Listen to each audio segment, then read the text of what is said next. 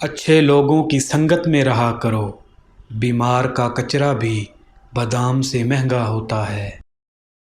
صبر ایسے کرو جیسے روزہ رکھ لیا ہے، اس تسلی کے ساتھ کہ مغرب کی اذان ہونی ہے۔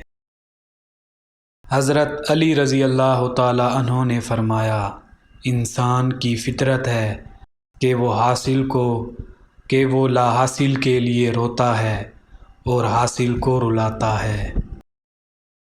کچے میرے مکان کی دیوار کیا گری، لوگوں نے میرے صحن میں راستے بنا لیے۔